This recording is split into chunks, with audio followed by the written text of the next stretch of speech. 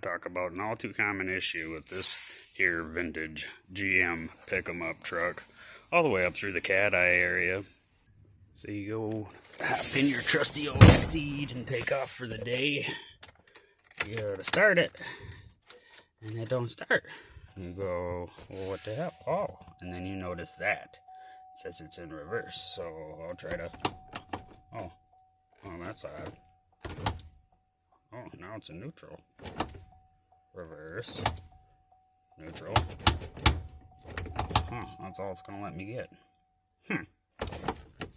So what do we got going on? Now, I know some of you were probably saying shifter cable. You're not necessarily wrong, but there's a reason why that shifter cable failed. So I'm just going to cut right to the chase and not feed you guys any bull. The shift cable is actually a two-piece and runs right through the floor. So, for those who live up here where we love to use salt on the roads, you'll notice there's not a whole lot of floor there left. You can see part of where the shifter cable is supposed to go. You can also see how the shifter cable fared out after the floor rotted out. So what we're going to do is remove this here seat, peel this carpet back some more, and we're going to replace this here floor pan. A few moments later. There. Now we got the 8 million ways seat out. Can see all the snacks of owners past. Gross. Got inverted Torx. You got 2 inverted Torx bolts in the back. And then 2 inverted Torx nuts in the front.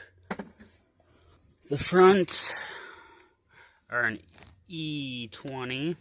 And the rears, well, there's a piece of rust right on that. I'm going to go with an 18.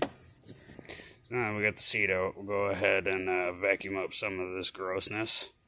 And then flop the carpet up out of our way. So I got the carpet removed-ish. And you can kind of see what I'm working with here. And it's not great. It's pretty shitey. So as you can see, the shift cable did not fare out so well. The reason why we can't get it all the way into park is because this piece is supposed to stay retained in the floor, but it can't do that when there's that. So I'm going to go ahead and bust out the needler and see just how far the rot goes. Well, it's slightly more extensive than I thought. Unfortunately, the panel we have, I believe, runs to that seam, and as you can see, there's not a whole lot of anything there anymore. I can see the ground, no pinch weld, so we're gonna have to get creative in this region. I'm taking my handy dandy whizzy wheel and cleaning up so I can see where all of the spot welds are, and as you can see, there's a boatload of them. So I'm going to get them exposed so I can drill them out and get just the rotten piece out. Now that I got all the spot welds exposed, I'm going to go ahead and take care of them with this here unibit. They make a fancy bit to cut just the outside layer. It's expensive and I don't have one, so this will suffice.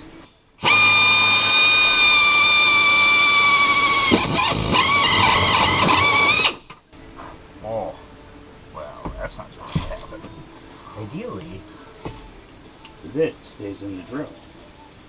Just saying.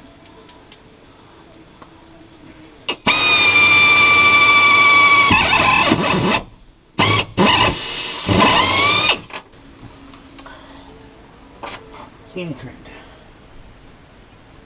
Why you'll be so stupid?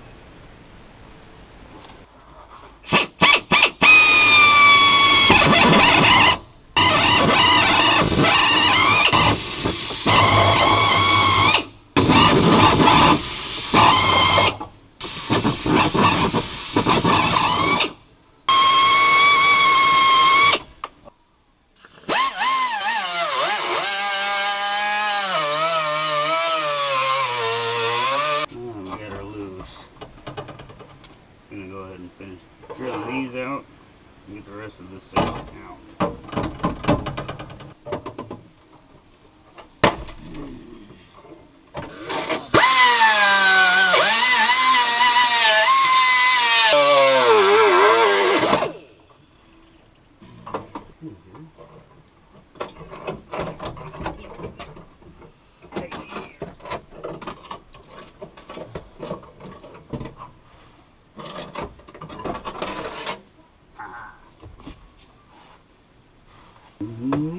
most of the rotten bits out.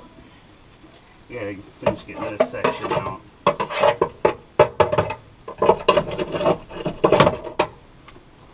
We'll go from there. So in case you were wondering why it is it decided to rot out so bad in this corner, I'm gonna tell you. See that? That their sunroof? It's got a drain that runs down the pillar there, the pillar here, and drops out there. If you aren't making sure your sunroof drains are clear of blockages so they can properly drain, they pool up inside this here channel and then just rots away. Add a little bit of salt. Bam! Big ol' hole. Got her very much chewed up. Try not to pay any, never mind of that. Yep. So, got a rough cut. So now, I'm gonna come over here and we're gonna that end off. And then this front lip right here that's supposed to tuck under, we're actually gonna relief cut here and then here and flip this edge up. That way I have something to weld to the firewall because there's nothing there. Time to test fit this here piece. Just for the record, we're not going for perfection here, we're going for function. Okay, here we go.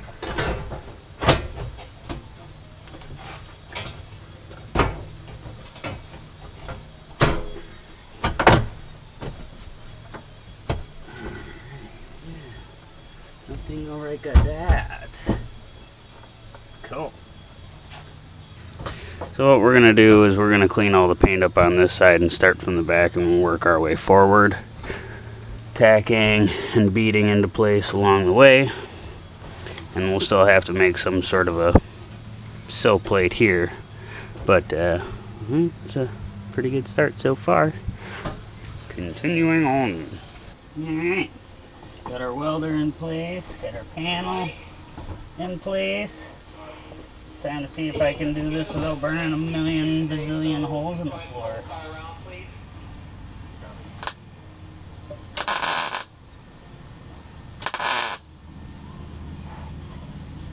All one little tack.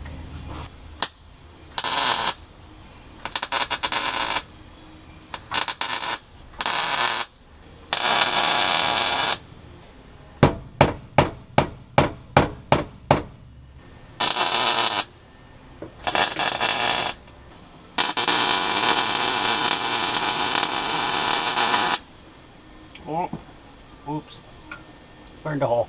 You can get away with just stitch welding, but on a unit as cancerous as this one, if it's actually gonna burn in without burning through, I'm gonna burn it in.